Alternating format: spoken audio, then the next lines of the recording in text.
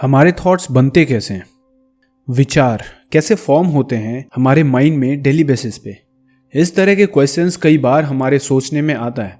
तो आज मैं बात करने वाला हूँ थॉट फॉर्मेशन के प्रोसेस के बारे में। थॉट फॉर्म होने का सबसे इजी वे है कि जैसे कोई इंसिडेंट या इवेंट पास्ट में हो चुका है, या जो इवेंट हमारे सामने एट प्रेजेंट हो रहा है, या फिर आपके हिसाब से कोई ऐसा इवेंट जो फ्यूचर में होने वाला है। इन इवेंट्स को सोचकर या इन इवेंट्स को एक्सपीरियंस करके ही हमारे दिमाग में थॉट का फॉर्मेशन होता है। तो यह सुनकर बड़ा सिंपल सा लग रहा होगा भी, बट ऐसा नहीं है। थॉट्स जब फॉर्म होते हैं हमारे माइंड में तो या तो पॉजिटिव होते हैं या नेगेटिव होते हैं। हमारे ह्यूमन माइंड में एक दिन में ऑलमोस्ट 70 to 80,000 थॉट्स फॉर्म होते हैं। ये चीज़ हम आप जानते हैं, मगर उनमें से 90 to 95% थॉट्स पुराने होते हैं, यानी ये थॉट्स आपके दिमाग में पहले भी आ चुके होते हैं पास्ट में, और सिर्फ 5% थॉट्स ही नए होते हैं जिसके बारे में आपने कभी नहीं सोचा आज से पहले। वो भी तब हमारे माइंड में आते हैं जब हमने कोई न्यू इन्फॉर्मेशन कंज्यूम की हो, या तो पढ़कर या सुनकर या देखकर, और तब कहीं जाकर हमारे माइंड में न्यू थॉट्स का फॉर्मेशन शुरू होता है। और अगर हम ऐसा नहीं करते हैं, न्यू इन्फॉर्मेशन को कंज्यूम नहीं करते हैं डेली बेसिस पे, तो ऑलमोस्ट 0% चांसेस है कि हम कोई न्यू थॉट्स को फॉर्म कर पाएँ हमारे माइंड में, क्योंकि आपके पास 95% थॉट्स तो पुराने ही है ना, जो या तो बीते हुए कल से या आने वाले कल से फॉर्म हुए हैं ऑलरेडी, जिन थॉट्स पे आपने कई बार पहले भी सोच चुके होते हो। तो सोचे हुए थॉट्स यानी प्रोसेस किया हुआ थॉट्स को बार बार सोचकर खुद के माइंडसेट को कितना ग्रो कर सकते हो, मुझे ये बताने की ज़रूरत नहीं है। एक माइंड का ग्रोथ कैसे होता है? एन नंबर ऑफ थॉट्स को प्रोसेस करके, उसके बारे में सोच के, थॉट्स को एनालाइज करके माइंड को इंटरनली वर्क कराना होता है। और ये माइंड तब और भी ज़्यादा ग्रो करता है जब आपके पास न्यू थॉट्स होंगे।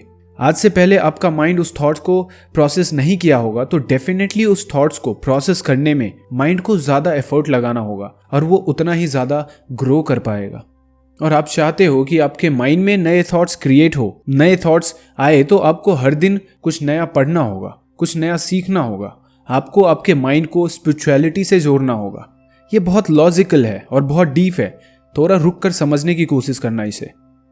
तो अब अपन बात करते हैं कि ये जो थॉट्स का फॉर्मेशन होता है माइंड में, वो पॉजिटिव या नेगेटिव किस तरह से बनता है। हम इंसान हमारे 5 सेंसेस के थ्रू ही इंफॉर्मेशन कंज्यूम करते हैं, हम जानते हैं ये। तो जब भी आपके ज़िंदगी में कोई इंसिडेंट होता है या कोई इवेंट होता है, तो आपका माइंड इतना तेज़ होता है कि वो आपको आपके पिछले इंसिडेंट में ले जाकर आपको बताता है कि इस तरह की इंसिडेंट जो आपके सामने इस वक्त हो रही है, वो पहले अगर कहीं हो चुका है तो उसका एंड रिजल्ट क्या रहा होगा। और वो एंड रिजल्ट कुछ भी रहा होगा, पॉजिटिव या नेगेटिव। अगर नेगेटिव रहा होगा तो आपके थॉट नेगेटिव ही फॉर्म होंगे, और अगर पॉजिटिव रहा होगा तो आपके थॉट्स पॉजिटिव ही फॉर्म होंगे। हम थोड़ा सिंप्लीफाई करते हैं इसे एग्जाम्पल से। मान लो आप एक बिजनेस स्टार्ट करना चाहते हो, तो आप इसके लिए क्या करोगे? आप बिजनेस से रिलेटेड सारी इन्फॉर्मेशन ढूंढोगे, आप उसे पढ़ोगे, राइट? और आपने एक केस स्टडीज़ पढ़ी, वहाँ आपको पता चलता है कि जो बिजनेसमैन था उसने सुसाइड कर लिया सिर्फ इसलिए क्योंकि उसने पैसे का अरेंजमेंट नहीं कर पाया सही वक्त पे अपने बिजनेस के लिए, और इस वजह से वो बैंकरप्ट हो गया। अब ठीक ऐसा ही फाइनेंशियल सिचुएशन आपके साथ बनता है जब आप बिजनेस स्टार्ट कर देते हो। तो आपके माइंड में एक ही क्वेश्चन आता है कि कहीं मेरे साथ भी ऐसा तो नहीं होगा जो मैंने केस स्टडीज में पढ़ा था। तो ओवरऑल यहाँ पे क्या हो रहा है? आपका माइंड आपको ठीक उसी केस स्टडीज के इंसिडेंट पे ले गया और उसका एंड रिजल्ट जो कि नेगेटिव था उसे उठाया और आपके सिचुएशन से जोड़ दिया। अब यहाँ पे एक नेगेटिव थॉट्स का फॉर्मेशन हो गया, राइट? अब यहीं पे हम अगर एक पॉजिटिव थॉट फॉर्मेशन को समझने की कोशिश करें तो क्या होगा? उस केस स्टडीज में आपने ये पढ़ा होता कि वो बिजनेसमैन बैंकरप्ट तो हो गया था, बट उसने हार नहीं मानी। उसने फिर से अपना नया बिजनेस स्टार्ट किया, इस बार और एफर्ट डाल के बेहतर बिजनेस मॉडल क्रिएट किया, नया इन्वेस्टर ढूंढा, अपना एक मोनोपोली क्रिएट किया, और आज उसकी वो बिजनेस $1 मिलियन की हो गई है।